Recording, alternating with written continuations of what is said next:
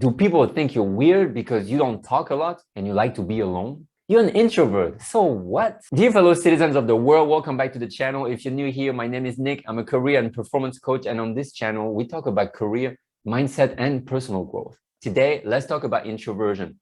For you introverts to know yourself better and embrace yourself fully, and for your extrovert friends to understand you better. It took me years to understand that I was an introvert. At first, I thought I was just shy, maybe socially awkward and uncomfortable. And what I did, it was just trying to become more confident. And then I thought I was weird just because when my coworkers would ask me to go for lunch, I would just turn it down because I didn't feel like being around so many people and having to talk while trying to enjoy my lunch. And now I realize all the strength that I have as an introvert that allow me to embrace this personality traits fully and feel more comfortable with who I am and what I can do in my job. So if you're unsure whether or not you're an introvert or not, let me give you 5 signs that you might be a true introvert. And these 5 signs are based on what I encounter on a day-to-day basis. So you like to spend time alone for long periods of time. And probably you thought it's weird at first. And people around you definitely thought you were weird. But you know what? This is one main trait of introversion is that spending time alone allows introverts to be with themselves,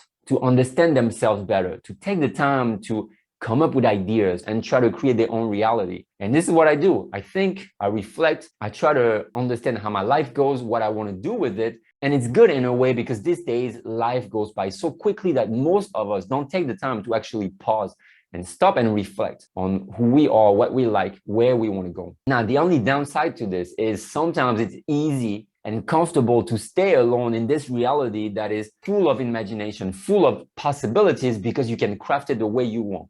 And it's easy sometimes to lose track and lose touch with the real life. So being alone for long periods of time is definitely not an issue as long as you understand that you have the possibility to go back and forth between your time alone and time with others. Now, this leads me to the second point, which is introverts usually prefer one-on-one interactions rather than group interaction. And the reason being, group interactions are just draining. There's so much going on in a group. The more people, the more difficult because you have different personalities.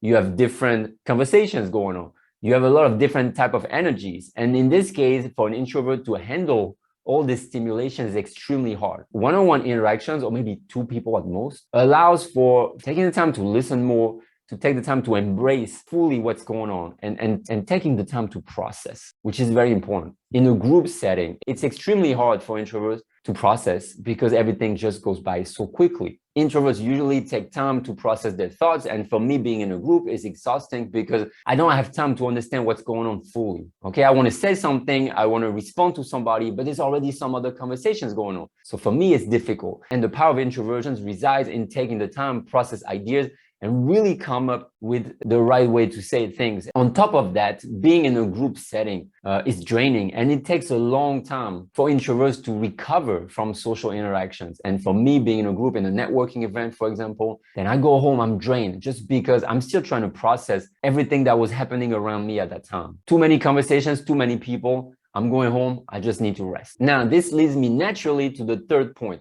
Introverts usually prefer deeper conversations rather than small talk, for example. The reason being that introverts, we take the time to listen very carefully, very actively to what the other person has to say. And because we need this time to process information, to process thoughts, we are not that fast at answering. Therefore, taking the time to listen, to pause, to understand what's going on is easier to do in a one-on-one interaction, maybe with your friend at the coffee shop, maybe with your coworker working one-on-one. But being in a group is extremely difficult because there's so much stimulation, too many conversations, too many ideas, too many thoughts. For introverts, extremely hard to process. Now, don't get me wrong. Small talk is essential to pave the way for deeper connections and relationships. And therefore, you need small talk even as an introvert because you don't know what can come out of this small talk. Maybe a friendship, maybe a business partnership, anything that can lead to a longer relationship, start with a small talk. You cannot just go to strangers and start like going deep into conversation, coaching conversations, or asking so many details about people's lives. It would be just weird. So you need to start with that small talk. However, if you're able as an introvert to make that switch to something more meaningful and deeper than small talk, then you're on the money right there. Because as an introvert, this is your strength, to be able to listen, respond, acknowledge and give proper advice sometimes, or just like being fully present in a conversation. And as an introvert, this is your strength. Working alone now versus working in a team is one of the strengths of introverts. And of course, it can be perceived as their weakness as well, because in a team, in a company, you need to collaborate with other people. But I found myself to be the most productive, to be the most fulfilled, and the most excited when I have the time to create my workspace. And being in the flow really takes time to warm yourself up, to energize yourself to get into a task. And when you're constantly distracted, it's extremely hard to create what you want to create. And for me, working alone allows for this foundation for creativity, for quietness, to pave the way to get to the outcome that I want. If I get distracted too much, it's impossible for me to be in the flow and therefore to create what I need to create. It's very hard to be working in a team for an introvert because, again, processing thoughts, giving ideas takes more time than extroverts. So we feel always overwhelmed and under pressure because we cannot express ourselves the way we would by ourselves, or maybe with just one person. And in this regard, for professional life, I made a video about the 5 best careers for introverts that you can find right there. We like to work alone because we are more creative, we take more time to process thoughts. And I'm sure most of you during this pandemic have found out that is very true, not only for introverts, but maybe for extroverts as well. You were probably stuck at home. You didn't have to go to the office. Therefore, you were not being annoyed, bothered, or distracted by other people in the office for quite some time. You probably created your own space. You felt that this is where I feel the most productive, the most creative. And maybe you discovered that, yeah, working alone really works out for me because it's more quiet. It's free of distraction. I can really take the time that I need, that I want to create what I need to create. The only downside that I can see when working alone is sometimes it's just hard to take a step back and try to validate your ideas, because the more time you spend alone, obviously, the more in your world you are, and you don't get this perspective. And I find it to be true for myself when I try to work on my coaching program or creating those videos. Maybe the script at some point doesn't make sense anymore, and I really need to find a way to look at it differently. So of course, you need to work with people, but one of your strengths as an introvert is to work alone, and maybe something that you truly enjoy. For me, I need quiet spaces, not only to work, but also to live. So think about it. Where do you live right now? Do you have noisy neighbors? Do you have noise from the street that is really annoying and distracting? Is this something that really can sometimes overwhelm you? Then maybe it's because you're an introvert. And this is basically linked to the way our brains work. Extroverts need more dopamine to feel stimulated because they are less receptive to it in the first place. Versus introverts, we are very sensitive to dopamine, which means that too much noise, too much stimulation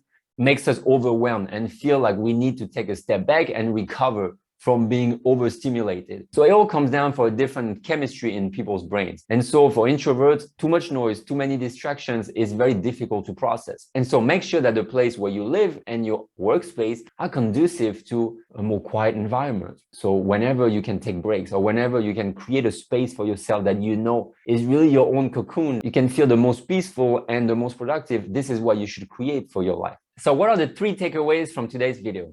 Number 1, introversion is not a disease or a disorder. And we need to make that clear once and for all. And you need to understand that there's nothing wrong with you. If you're an introvert, and if you're an extrovert, please understand that introversion is just a different personality trait than who you are. Now, of course, introversion's got its own strengths and own weaknesses. You just need to understand where you feel the most comfortable and the most valued according to your personality trait. Number 2, you don't need to be the most outgoing or convincing person in the room to feel valued and respected. And again, introverts in a fast-paced setting, we look like we are really withdrawn and we don't care, or that we are overthinking things. Yes, we are overthinking things, but that's for a good reason. Maybe you can become the devil's advocate in that brainstorming session that makes people feel that you are the safeguard to crazy ideas or maybe dangerous situations. So again, embrace introversion fully because you got your own strength. And number 3, once you fully embrace those strengths, you have to understand your boundaries. I was talking about social interactions. Maybe you go in a group, you have some fun, but at some point, if you're an introvert, you're going to run out of energy rather quickly. And you need to understand when it's time to bounce. And when it's time to say, bye, I'm sorry, I'm tired now, it's time to go. Because the longer you stay in a draining, overwhelming environment, the more you're going to shut down and the more you're going to look really withdrawn and probably looking very upset in other people's eyes. So once you know your boundaries, You know how long it takes you to get tired of people, then schedule that in any event and then go home when it's necessary. So out of those 5 points that we mentioned today, which ones do you think apply to you the most in your life? Is it 1 out of 5, 2, the 5 points? Then maybe you're a true introvert. Again, embrace your personality trait fully, know your strengths and your boundaries as well. Now, if you want other introverts around you to fully embrace who they are, please like this video, share it, and subscribe to the channel for more videos about career, mindset, and personal growth. Thanks a lot for watching, and I'll see you again in our next video.